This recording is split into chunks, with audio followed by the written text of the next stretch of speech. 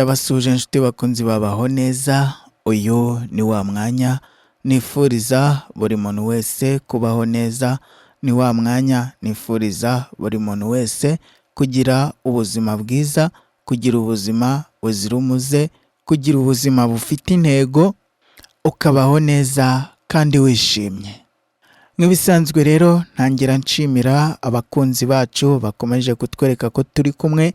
Ntangira nshimira wowe ufata umwanya ukandika ubutumwa bwawe aho muri comment, ukatubwira igitekerezo cyawe cyangwa ukadushimira uvuga uti mwarakoze cyane rwose, muraba agaciro, ndabashimiye cyane.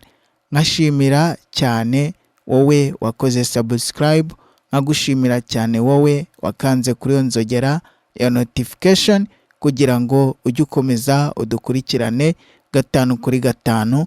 Mwese muraba agaciro, ndabashimira cyane kandi ndabakunda, niyo mpamvu mpora mbifuriza kugira ubuzima bwiza. Uyu munsi rero nkuzaniye umuti w'ingirakamaro mu buzima bw'umuntu bwa buri munsi. Uyu muti wirukana imyuka mibi, wirukana abadayimoni, wirukana inyatsi, wirukana uburozi bw'ubuhuherano, wirukana uburozi bw'ubutongerano. Uyu ni umuti ukenewe mu buzima bwa buri munsi ku muntu wese wifuza kubaho neza kandi afite ubwirinzi. Niyo mpamvu nkunda kukubwira ngo kwirinda biruta kwivuza. Buriya niyo mpamvu uba ugomba kwirinda mbere y'uko utakaza amafaranga, mbere y'uko utakaza umwanya wawe wivuza, mbere y'uko uhomba byinshi kubera uburwayi. Niyo mpamvu nkubwira nti banza ukore ubwirinzi kugira ngo utarwara. Kwirinda nibyo bituma ubaho neza kandi ukabaho udahangayitse.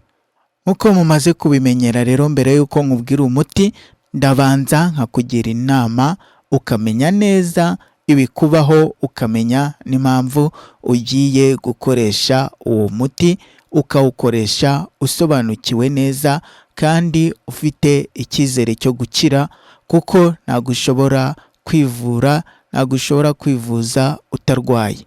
Niyo mpamvu urabanza ukamenya indwara, ukamenya uko urwaye, ukamenya n'uko wivura cyangwa n'uko wivuza. Dore ko n'abanyarwanda ba kera hari umugani bacaga ngo ushaka gukira indwara arayirata. Kuyirata rero ntabwo ari ukurata ko urwaye, ahubwo bishatse kuvuga ko ari ukugaragaza indwara kugira ngo ibonerwe umuti. Abantu benshi hari ibintu bibabaho bakabifata nk'impanuka. Hari n'abandi bicara bakaba bazi ko ngo bavukanye umwaku, hari n'abandi bicara bakaba bazi ko ngo bafite inyatsi.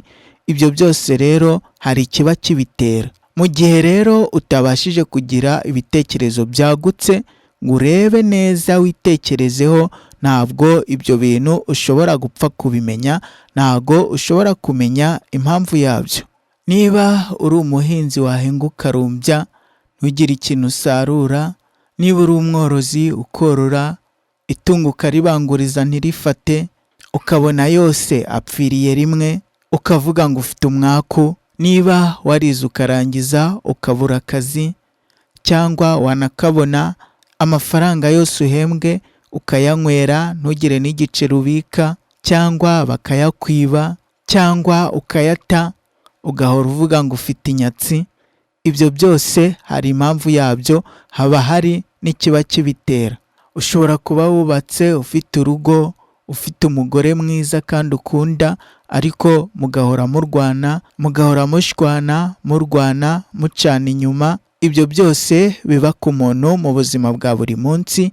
Iyo ufite ibitekerezo byagutse ukabasha kwitekerezaho, uhita ubibona neza cyane, ukabishakira umuti. Uyu muti rero nkuzaniye ni igisubizo cy'ibintu bikubaho bigutunguye, ni igisubizo ku muntu byabagaho atabizi ariko akabifata nk'ibisanzwe. Aka kanya rero niba hari ikintu kikubaho kidasanzwe, gifate nk'ikidasanzwe, hanyuma utangire ugihagurukire ukivugutira umuti. Dore rero ikimenyetso kizakwereka ko ibintu bikubaho atari ibintu byizana, ahubwo hari umuntu ubikoherereza. Mu gihe uba uri ku buriri agatotsi kagufata ukikanga ugashidukira hejuru, umutima utera cyane, uzahite umenya ko hari ikibaye cyangwa hari ikintu bakoherereje. Mu gihe ukunda kurota inzoka, mu gihe ukunda kurota hari ikintu kikuniga kikakujwigiriza, wajya kuzamura umwuka ngo utake cyangwa ngo uvuge bikanga, icyo gihe uzamenye ko rwose hari ibintu bohereje kandi bije kukurwanya. Dore umuti rero uzagufasha guhangana n'ibyo byose. Ufata igiti cyangwa ikimera, reka tukite ikimera cyitwa umukubayoka. Umukubayoka ni ikimera cyifashishwa cyane n'abaganga gakondo batandukanye ku isi, dore ko kivura indwara zirenga 30. By'umwihariko rero iki kimera gifite ubushobozi bwo guhangana n'imyuka mibi, dore ko abarozi benshi bifashisha inzoka. Buriya ibice by'inzoka nibyo abarozi benshi bifashisha mu kuroga umuntu. Iki kimera rero, niba utuye ahantu hashyuha, ahantu hakunze kuba inzoka, iki kimera ugitera ku rugo iwawe, ushobora kugitera mu gikari, ushobora kugitera muri jaride, ukagiterana n'izindi ndabo. Ahantu iki kimera giteye ntabwo inzoka ishobora kuhakandagira. Aka nako ni akabanga nkwibiye, ndabizi ko namwe muba muteze amatwi, akantu nk'ako wumvise ujye ukandika ahantu. Karakanyuzemo rero, reka dukomeze ku muti wacu. Dore rero uko uzabigenza kugira ngo utunganye uyu muti. Ufata igitoyi. Igitoyi ku batagisobanukiwe ni igikobokobo kivamo isasu iyo barashe. Iyo umuntu ufite imbunda arashe, isasu rirasohoka rikagenda, igitoyi kikagwa hasi. Kiriya nicyo bita igitoyi ku batari bakizi. Dore rero uko uzabigenza.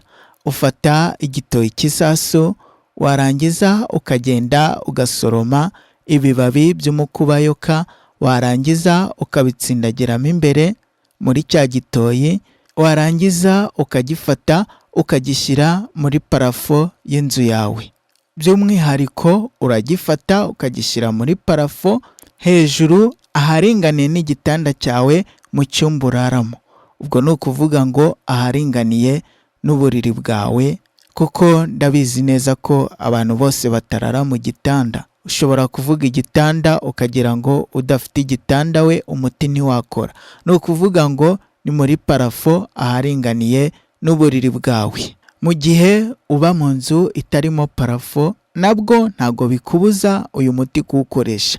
Ufata cya gitoyi cyawe wamaze gushyiramo umukubayoka, ukakizirika n'umushumi, ukizirikisha umushumi w'umwenda, warangiza ukakimanika hejuru y'uburiri bwawe. Uyu ni umuti mwiza kandi wizewe, nukurikiza amabwiriza ukabikora neza, nta kibazo uzongera kugira mu buzima bwawe.